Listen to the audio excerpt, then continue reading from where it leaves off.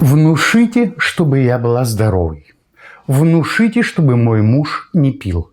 Внушите, чтобы у меня прошла болезнь. Такие просьбы я читаю в комментариях к различным моим видео про гипноз. Что здесь не так? Давайте попробуем разобраться. Привет, друзья! Меня зовут Дмитрий Домбровский. Я персональный наставник, психотерапевт, гипнолог. Я помогаю людям разобраться с собственной психикой. Я помогаю людям разобраться с собственным подсознанием. Учу людей извлекать ресурсы и способности из собственного мозга. Поехали!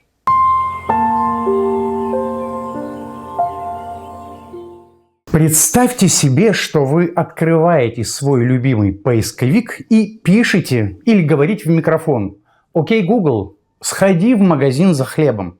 Большинство из вас прекрасно понимает, что Google не сходит за хлебом. У большинства нормальных людей такая просьба ничего, кроме улыбки, не вызовет. Поэтому, когда вы просите, чтобы я внушил вам, что вы будете здоровы, такая просьба выглядит примерно так же смешно, как просьба Google «сходи за хлебом». Гипноз так не работает.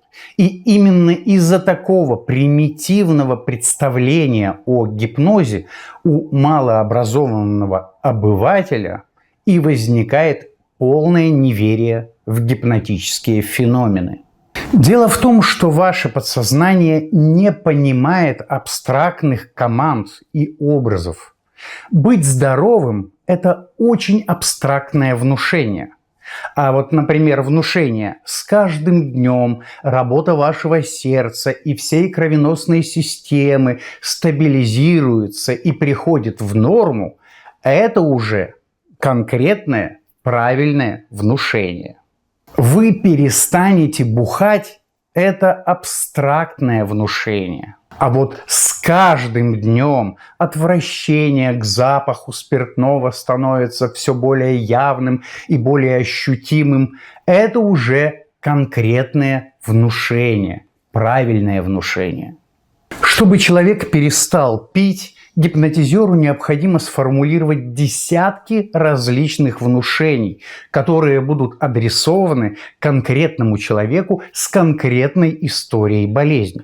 Чем более точно, чем более емко и образно будут сформулированы внушения, тем больший эффект они будут оказывать на вашу психику, на психику пациента. Задача гипнотерапевта заключается в том, чтобы тщательно изучить личность пациента, изучить его историю болезни и на основании этих данных придумать яркие, образные внушения, которые будут воздействовать на различные аспекты личности пациента. Поэтому это всегда кропотливая, долговременная психотерапевтическая работа с пациентом. Но внушение – это еще не самое главное. Если пациенту повезло, и он от природы оказался гипнабельным, шансы на то, что внушения сработают, эффективно сработают, очень велики. Но практика показывает, что гипнабельными являются примерно 15% населения. А это значит, что в большинстве случаев гипнотерапевту надо потратить очень много времени на то, чтобы развить у пациента нужную глубину транса.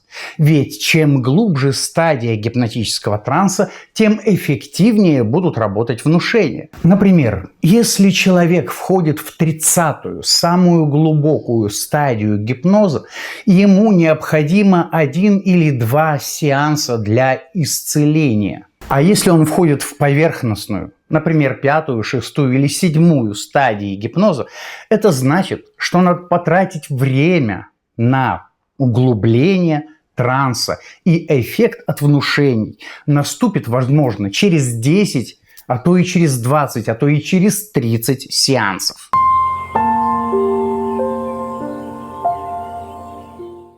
Итак, давайте подведем итоги этого короткого выпуска. Гипноз Это не магический фокус. Это психическое явление, свойственное человеческому мозгу.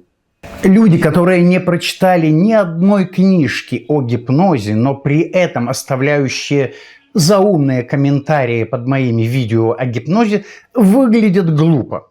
Прочитайте хотя бы одну серьезную книгу о гипнозе.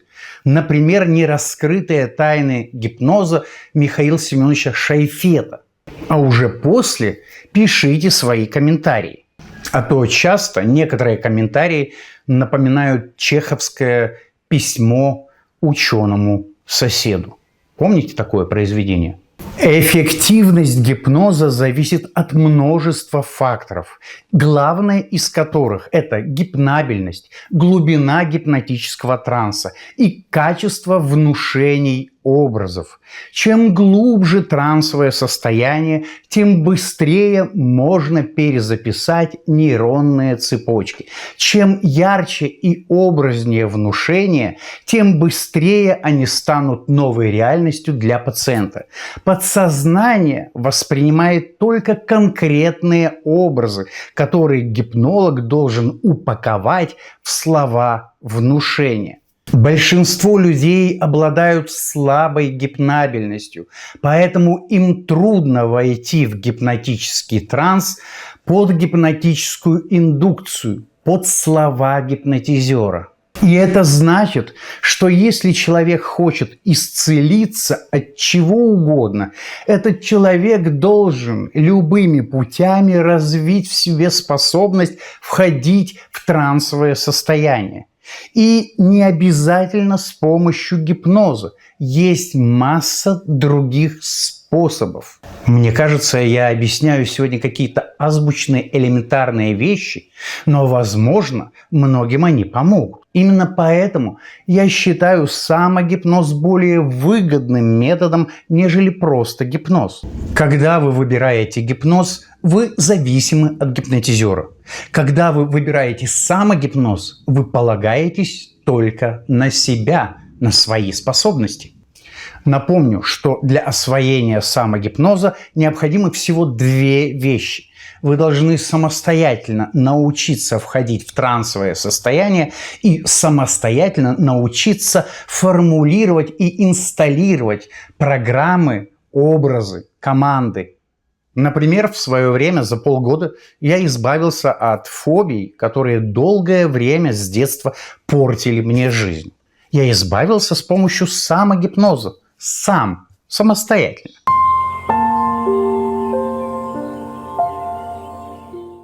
Гипноз – это сложное явление. Чтобы гипноз помог, необходимо понимать его суть. Поэтому читайте книги. Если ваше представление о гипнозе ограничивается вашим мнением о сеансах Кашпировского, это значит, что о гипнозе вы ничего не знаете. Если вы хотите, чтобы гипноз вам помогал, читайте книжки, старайтесь разобраться в сути этого явления. И еще одно небольшое объявление для постоянных подписчиков моего канала. На следующей неделе мне исполнится 60 лет, и я решил эту дату отметить в Европе, в Португалии. Таким образом, около месяца меня не будет на Бали. Соответственно, ретритов на Бали в октябре не будет. На сегодня все. С вами был Дмитрий Домбровский. До новых встреч. Пока.